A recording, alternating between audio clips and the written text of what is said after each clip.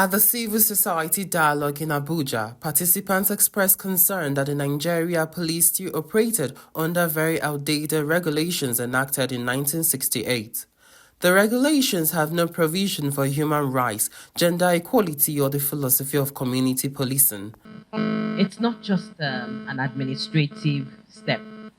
It's legal and it's a governance obligation.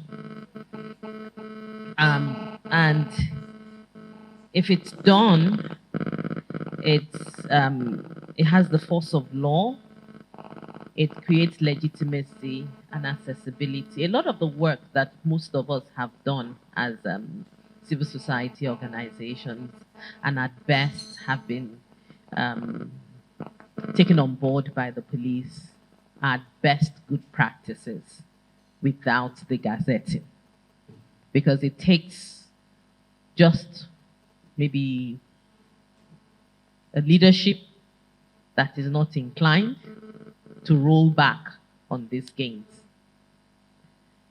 With the new, with the clause by clause or the revised regulations, one of the things we've done is that all discriminatory provisions have been taken out completely.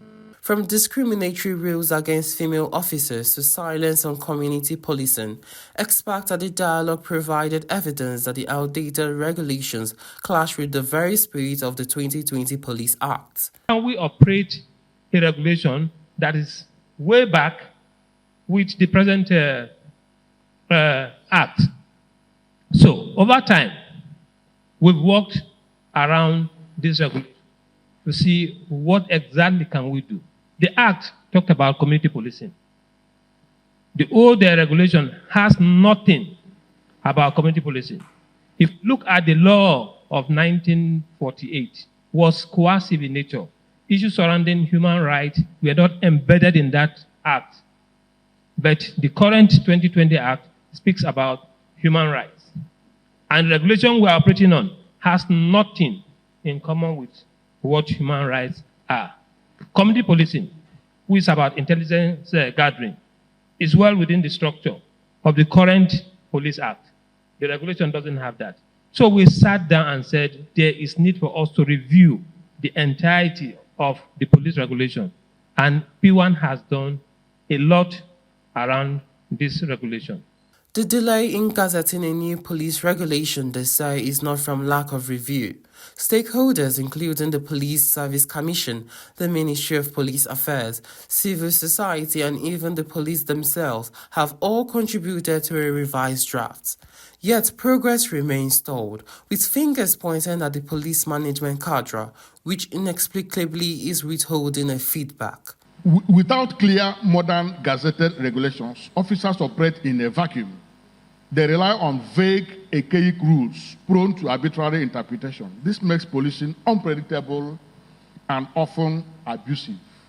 It's urgent that we, as civil society, agree on what ways that we can push the police to respond. I mean, of course, it's good to hear that the Nigerian Bar Association has also taken up this matter. Let's hope that when the matter kicks off in court, it will also add to the pressure that we would do. But I think we need to begin to do something as civil society. Civil society leaders insist that gazetting the revised police regulation is not just a bureaucratic exercise, but a matter of public trust. From ending gender bias in the force to embedding human rights and accountability, the regulations could bridge the widening trust gap between police and citizens. Engaging, speaking with every stakeholder. And the reason why we are here this morning is how do we ensure that this regulation is gazetted within this period? Because from every indication, it is not a priority of the police to see this act this regulation gazetted. Why is this so? Well, it's a different story that we need to answer. But again, it's very important for us to note we are here to answer this critical question. How do we engage with the police or authority to ensure that this particular document is gazetted for us to work effectively within this space? Thank you. Until the revised police regulations are finalized, gazetted and enforced, reforms in the police force will remain a promise not kept. In Abuja, Ayan Chimize Zedima for Signature TV.